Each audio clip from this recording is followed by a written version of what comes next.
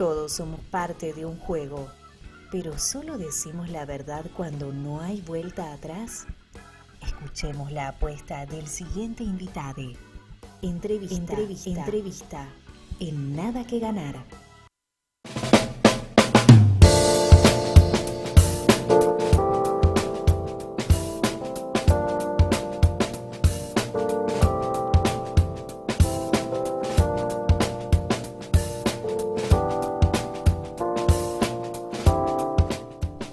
Seguimos acá en Nada que Ganar, estamos acá por 1925.com.ar. Ahora estoy con Mariana Travasio. ¿Cómo estás? Muy bien, muchísimas gracias por la invitación, Darío querido. Muchas gracias por venir. Como no podía ser de otra manera, estás viniendo a una presentación del Cristo Roto, ¿no? Así es, del Cristo Roto de Marcelo Rubio, un querido amigo y un gran escritor. Bueno, yo de él leí La Estrada, un libro de cuentos buenísimo. Sí. Lo que trae la niebla, su novela anterior, preciosa también. Y bueno, ahora a leer El Cristo Roto. Ahí va, perfecto. Vamos a indagar por ahí.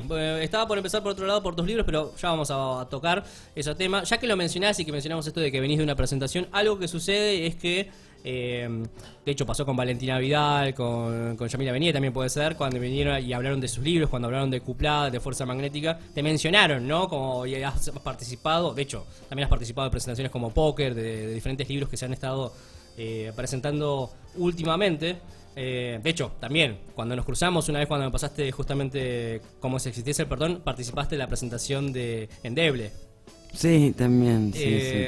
Algo que sucede es que tus colegas, los colegas tuyos, confían mucho en vos como una lectura calificada o alguien que saben que va a poder captar la esencia y lo importante de su obra. ¿Por qué pensás que sucede eso? ¿Qué sucede cuando vos lees una obra y a la hora de reflexionar sobre ella, que notás que es una de las razones por las que te suelen convocar para que participes en esas presentaciones? Tratá de no hay humildad acá, por favor, sin humildad, danos la respuesta. No, pero de verdad que no tengo la menor idea. Lo que puedo pensar es que son muy generosos conmigo siempre, pero bueno, fundamentalmente es verdad. Ahora presenté hace poco, Cuplá, como bien decís, de Yamila Benié, que es una obra extraordinaria. Yamila nos viene sorprendiendo con su pluma profundamente minuciosa, tiene una mirada microscópica y un trabajo con el lenguaje magnífico. También presenté hace poco la novela de Franco Rosso, Mandarinas, editada por la Editorial Municipal de Rosario. Y lo de Franco Rosso fue una gran sorpresa y una gran alegría, porque yo a Franco lo conocí en Rafael hace unos años, cuando me habían convocado para dar un taller de narrativa, y cené esa noche con Franco Rosso, Matías Aimino y Santiago Alasia, que ellos coordinaban allá una asociación de escritores rafaelinos que se llama ERA. Y yo ya sabía entonces que eran absolutamente enfermos de literatura, ¿viste? Esa gente. Cenamos la primera noche ahí, no podíamos parar de hablar de libros y de literatura. Fue un gran placer. Y cuando me encontré ahora con la novela esta, Mandarinas, fue algo increíble, porque fue certificar justamente eso, ¿no? Cuando hay una vida absolutamente entregada a las letras, una escritura magnífica y una gran obra. Y también presenté de un querido amigo que fue compañero del secundario, en realidad. Debe ser que soy amiga. Tiendo a establecer vínculos de amistad. Qué buena onda. Con Sergio Dukowski, que fue compañero mío de la secundaria, y bueno, ahora nos encontramos a través de los libros, ¿no? Y que presentó hace poquito Póker con una editorial muy querida, de Ariel Bermani y Paula Brecciaroli. Conejos. Conejos, sí. Me estoy escuchando un poco bajo, ¿puede ser? Puede ser que acá nosotros lo tengamos bajo, y a ver si nos subís un poquito. Ahí va. Ahí puede ser. Sí, porque la nota va Mariana como muy cerca del mic. Y ahí, a ver. Hola. Sí, ahí vamos. Bueno, perdón, te estábamos escuchando igual, se escuchó todo. Lo que pasa es que tal vez te notaba como medio bajito. Sí, no, o con la necesidad de estar muy cerca del mic. Sí. Bueno, vamos a... Ya que tengo acá dos libros, más allá de Mariana, que le hace gran lectura de literatura, de libros y sabe mucho. También escribe, por supuesto. Y voy a mostrar libros por los cuales ya la he entrevistado. Se ha dado una vuelta en su momento para hablar de Cenizas de Carnaval, que el año pasado se publicó y estuvimos hablando de ese libro. Y luego, ya un libro que ya se había publicado antes, creo que en el 2016, como Si existiese el perdón, que ha sido muy reconocido, no solo por lo que se quiere el canon, al punto de que la llevaron a una feria ya por Alemania, sino que tus colegas, de buena parte de la gente que ha venido a las entrevistas o con las que he podido hablar y conocen tu obra, es como que destaca mucho como Existiese el perdón, es como que le encuentran un montón de novelas. Obviamente es una gran novela, pero también, bueno, también es impresionante como, además de ser una gran novela, tiene una repercusión de la gente que sabe de literatura, la lee y la detecta como una gran obra. Algo que sucede en ambas, estos son los libros que he leído, ya vamos a hablar de Cotidiano un poquito, que se está traduciendo, ya se tradujo, y es que ambas tienen una manera muy particular presentan una manera muy particular de cómo está trabajado el lenguaje. La novela, que es como Existiese el perdón, fluye, tiene es totalmente amena la escritura, uno se nota que está reescrito y que puede, cuando se da cuenta ya está por la página 50, y, uy, ¿cómo puede ser que me fluya tanto la lectura? Y en Cenizas de Carnaval tiene una manera con la puntuación un manejo con la puntuación muy interesante, hay muchos puntos y coma que le agregan como ese silencio intermedio que es obviamente entre lo que es el punto y seguido y el punto y aparte, o más que una coma, hay como una sutileza y muchos dos puntos también para mostrar los diálogos en Cenizas de Carnaval. Y uno lo primero que se pregunta es, como a veces puede ocurrir con algunos artistas, que a uno le puede a veces preguntar a un músico, ¿se te ocurre primero la letra o la música? O a partir de la música se te ocurre la letra.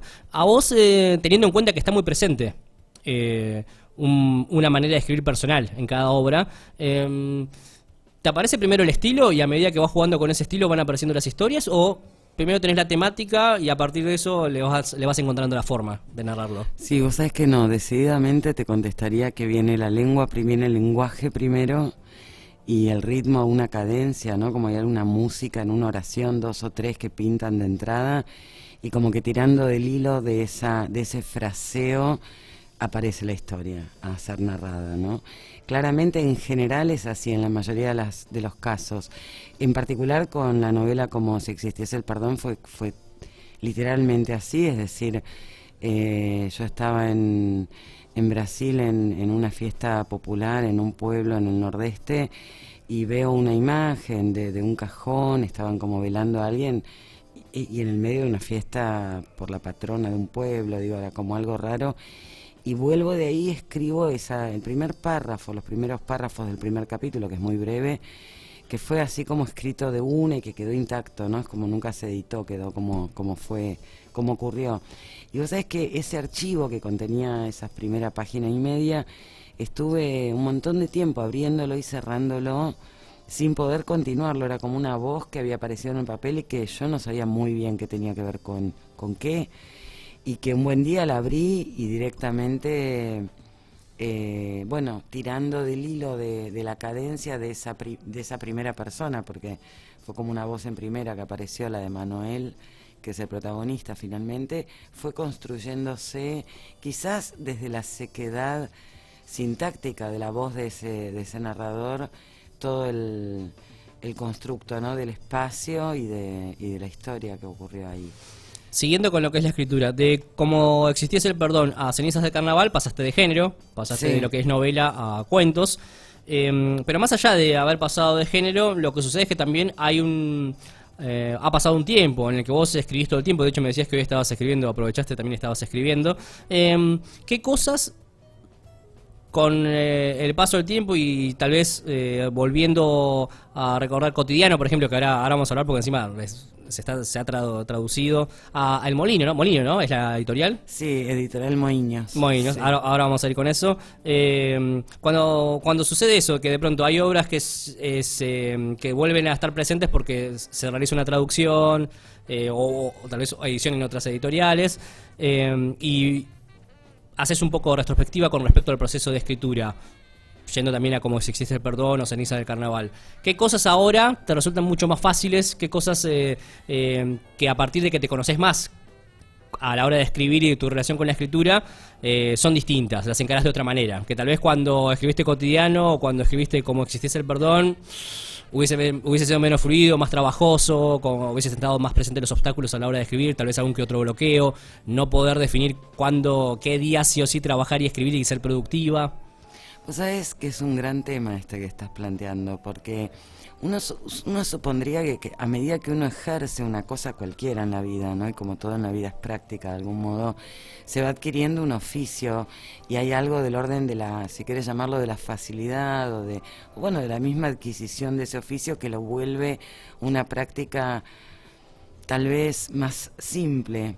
Y sin embargo, a mí particularmente con la escritura me pasa que es una dificultad absoluta, y quizás con el paso del tiempo es como si la adquisición del oficio, en vez de facilitarme las cosas, me las complicase, ¿no? Es exactamente, a mí lo que me pasa, por lo menos es diametralmente opuesto, es decir, cada vez me cuesta más escribir cualquier cosa. No lo veo como un oficio acumulativo que fuera camino a simplificarte la tarea, sino que por alguna razón se me vuelve cada vez más críptica. Más dificultosa. Creo que cada texto plantea de alguna manera una dificultad que es absolutamente singular, ¿no? Es como si el texto tuviese una lógica propia y exigiese un trabajo peculiar, singular, y que por lo tanto, quizás, tal vez por eso, las experiencias de escritura previas dentro de lo que es la lógica de cada texto, uno no pudiera apropiárselas para el nuevo texto. A ver, es relativo esto que digo. En algunas cuestiones tal vez sí hay un recorrido hecho que uno puede como aprovechar, pero sin embargo es como que la gramática de cada texto te exige o te plantea una dificultad novedosa que la tenés que resolver dentro de la lógica de ese partido nuevo que estás jugando. Y no siempre el haber resuelto algún problema literario en un texto anterior es aplicable al nuevo problema que te plantea el nuevo texto, ¿no? Es como algo bastante singular. Ahí va. Bueno, por algo es arte, ¿no? Y no tal vez simplemente, qué sé yo, una ecuación. Claro. Que siempre tengo la fórmula, listo. Y ya está, la aplico y funciona. Y ya sí. está. Antes de que indaguemos un poquito por Cenizas de Carnaval, porque también está bueno por ir indagando por las obras. Cotidiano, como mencionamos, se va a estar publicando en Brasil, sí, en portugués, traducido por Molinos, ¿no? Moinos sería... Editorial Moinhos, y lo traduce un querido amigo y gran escritor que es Bruno Ribeiro, que yo de hecho lo traduje también. Muy bien. Del portugués al castellano. Salió un libro de él que se llama Arañando Paredes hace unos años acá en versión digital. Nos conocimos cursando acá, él vivía acá en ese momento, una maestría en escritura creativa, y bueno, después volvió a su Paraíba natal, y tengo el honor ahora de que me traduzca, y yo el otro día me mandó un anticipo, un pequeño fragmento de uno de los cuentos de Cotidiano, sí, de uno que se llama Bleu Blanc Rouge, y la verdad es que lo leí en portugués y le dije, sos tremendo, porque está quedando más lindo en portugués que en castellano. Está hermosa la traducción. Ahí va.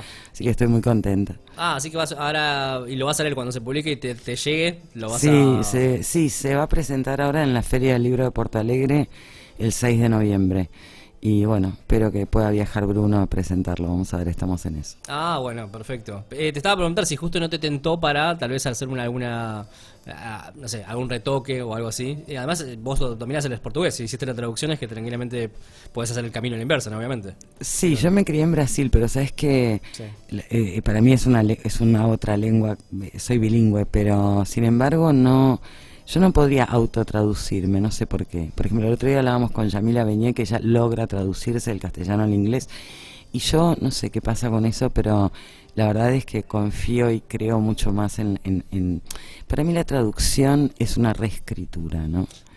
Es decir, existe la posibilidad de esas traducciones como literales, que después lo que pasa cuando vos la lees en tu lengua, si el traductor hizo un laburo de traducción así medio como literal, no hay un verdadero pasaje.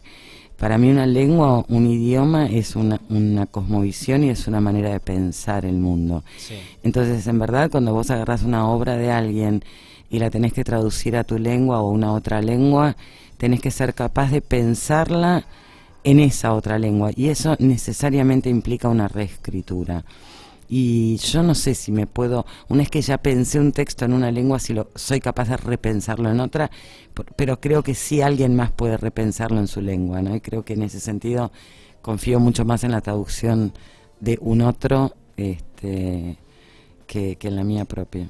Sí. Ahí va. Vamos a indagar un poquito de Cenizas de Carnaval. La verdad que está muy lindo el libro, tiene cosas muy interesantes, cuentos, muchas temáticas también que se van tocando a lo largo de los cuentos. Ya el mismo de Cenizas de Carnaval también implica muchas cosas que tienen que ver con la muerte, de hasta qué punto uno está muerto en vida si es que no cumple objetivos y cosas así. Los Osorio es uno de los cuentos que también uno de los que más me ha llegado, que me ha gustado, por cómo se queda con una reflexión, ¿no? Que los Osorios, que es una familia que le va todo bien, que le sonríe toda la vida, que está a parecer fueron tocados por Dios y les sale y por la buena suerte, y está fluyendo todo con buena energía hasta que se dan cuenta que de pronto la abuela se está riendo o hay como cierto dejo de sarcasmo, ¿no? De parte de ella, y ahí desde que notan eso y de que se preguntan qué está pasando con la abuela, empiezan a fluir las rispideces, las típicas debates o discusiones que puede haber en una familia, y se quiebra esa perfección que al parecer era inmutable, que no se que parecía eterna, por un detalle, por una simple acción, se termina rompiendo todo lo positivo que tenía esa familia, y uno se queda reflexionando acerca de la fragilidad a la cual nos encontramos vulnerables todos. Durante nuestra rutina, durante nuestra vida cotidiana, en la cual, porque realizamos siempre las mismas acciones, bueno, ir al trabajo, ir a la facultad o lo que sea, y nunca pasa nada, tomamos el colectivo, nunca nos pasa nada, se nos crea esa falsa sensación de que uno está a salvo. A salvo, sí. Bueno, vos sabés que es curioso, el origen de ese cuento de los Osorio fue una tarde bastante rara en la que yo salí manejando por Avenida del Libertador, me acuerdo, y entraba, era un día de brisa suave y sol tibio, y viste esos momentos en los que súbitamente por alguna razón te sentís feliz, y es como raro, porque uno no tiende a estar confortable con la sensación uno no tiende a estar familiarizado con la sensación de felicidad o de relajamiento en la vida, ¿no? Y menos, digo, como que vivimos bastante tensionados de acá para allá. Y fue un instante muy, muy breve donde me sentí plenamente feliz, y enseguida se me vino la imagen de un familiar diciéndome, no, pero, bueno, la culpa, ¿no? Es decir, no podés sentir felicidad porque, en verdad, mira cómo está el mundo y cómo está todo tan mal. Uy, qué bajón. ¿Con qué derecho vos vas a sentirte, aunque sea un instante, ¿no? Tan feliz y tan... Entonces, me acuerdo que me impactó tanto porque me duró una fracción de segundo. La felicidad enseguida, la culpa vino y me la echó por tierra. Sí. Y yo suelo correr en una cinta como un hámster en mi casa. Y a veces, nada, es como cuando me pasa algo como esto, ¿no? Como una sensación. Después, cuando eso persiste y lo puedo repensar... nada, se me dieron ganas de escribir así un cuento como exacerbando, si querés, un poco llevando al absurdo o volviendo como algo ampliado, ¿no? Esta sensación de felicidad como absoluta, y surgió Los Osorio, que vuelve un poco, que parte un poco de esto, ¿no? De lo cotidiano, cuando una familia está, como vos bien dijiste recién, asentada sobre una lógica que parece funcionar, hasta que hay una mínima cuestión disruptiva, en este caso la mueca de una abuela, no es nada demasiado... Una sonrisa, claro. Sí, y cómo a veces algo muy mínimo puede romper el statu quo, ¿no? De algo dado en una familia y derrumbar ese funcionamiento intrafamiliar, ¿no? Y que ya no se pueda recomponer.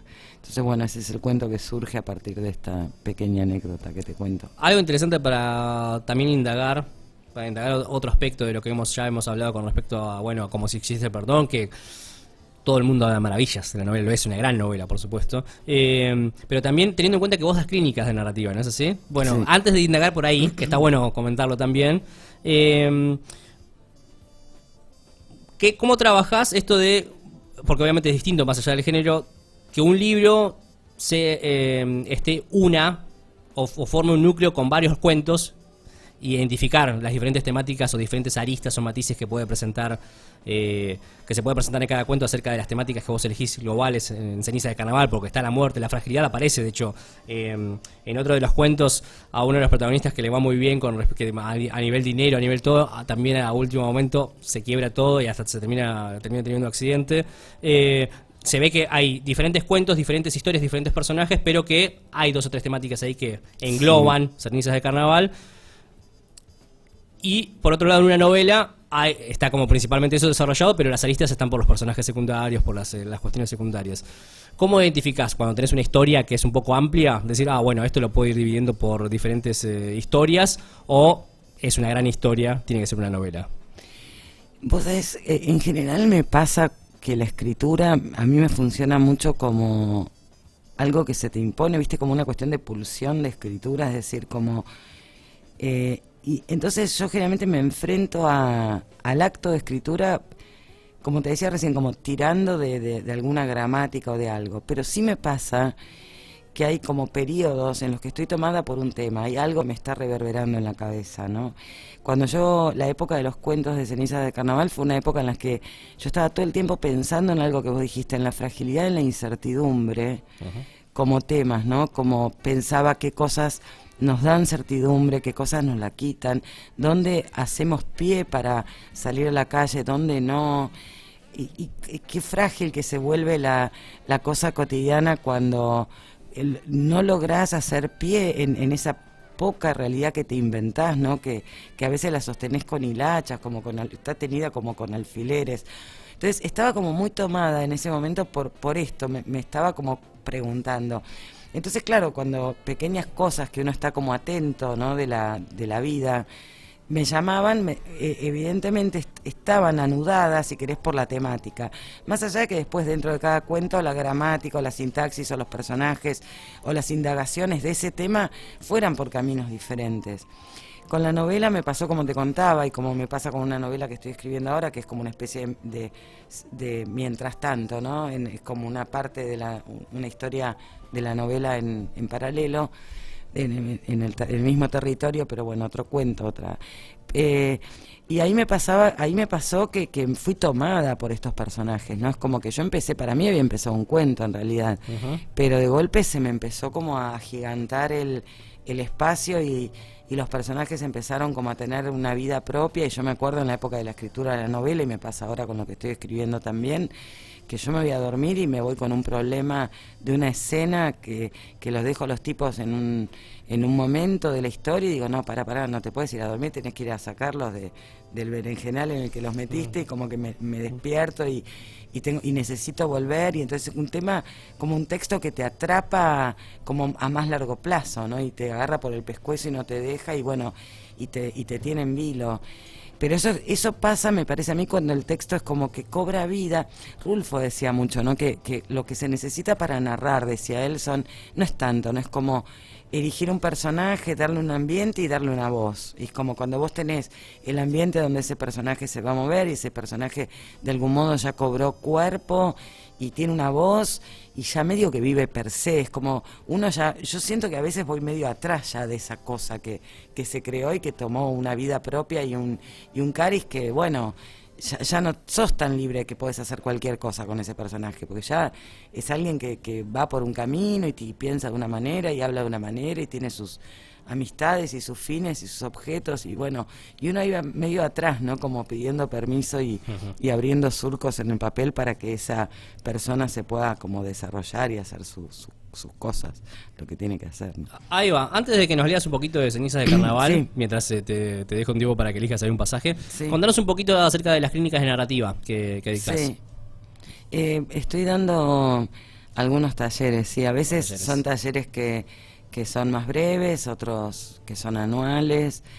Mira, no sé, para mí es algo que a mí me fascina profundamente, es decir, trabajar con los textos que están en producción, sobre todo cuando se arman grupos que tienen un compromiso con la escritura, con el acto de escribir. Para mí es de los momentos más luminosos de mi semana, sinceramente.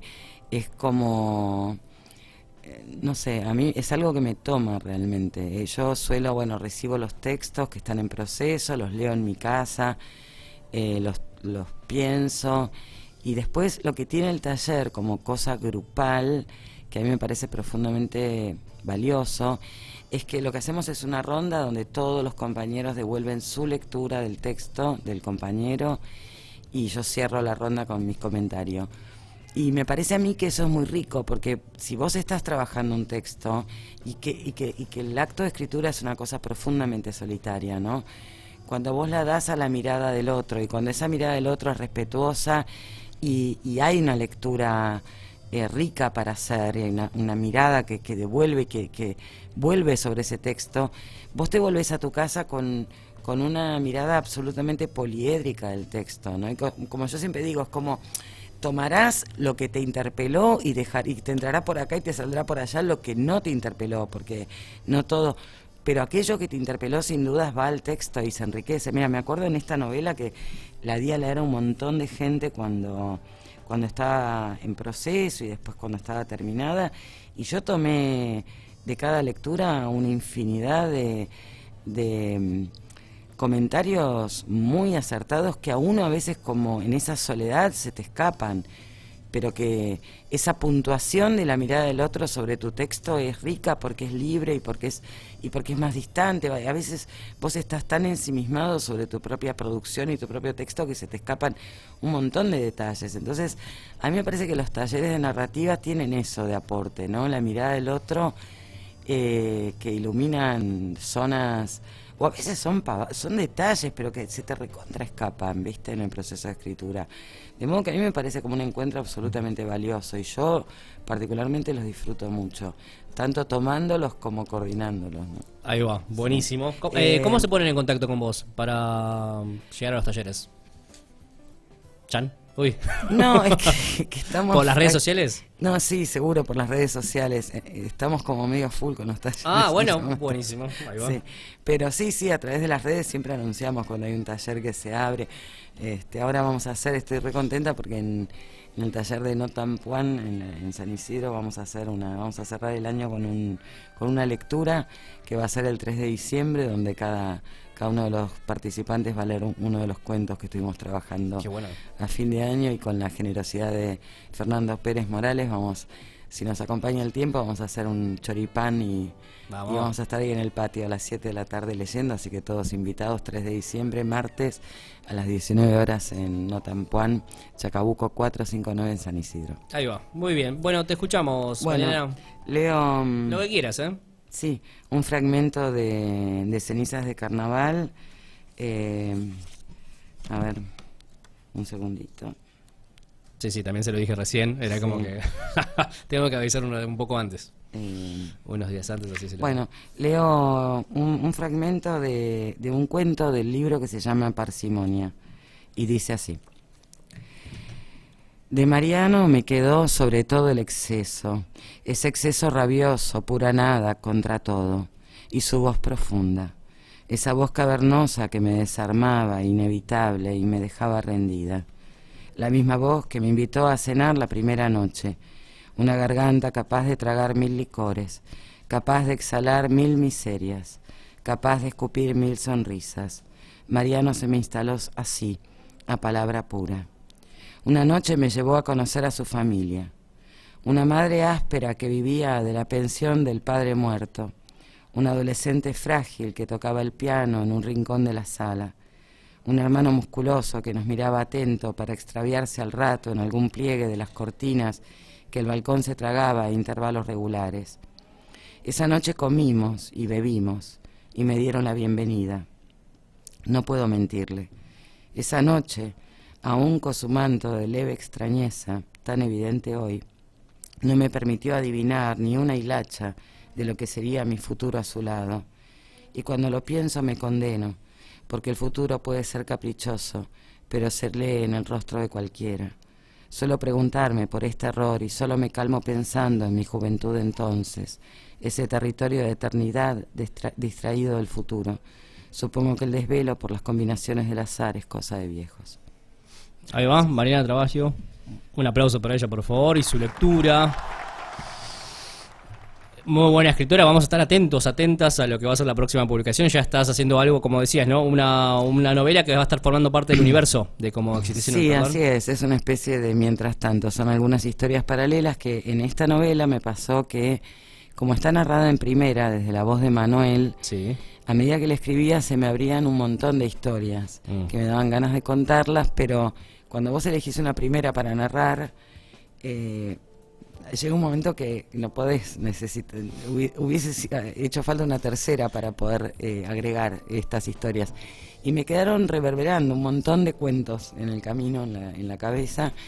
Y bueno, hace un tiempo empecé uno y ahora empecé otro. Y bueno, esto creo que van a ser como novelas de tal vez en el mismo escenario, pero narradas por otras voces y como en paralelo al mientras tanto de esta historia. Bueno, estaremos esperando entonces ahí como alertas. Muchísimas gracias. Gracias por venir. Bueno, Al contrario. vamos con un tema y volvemos.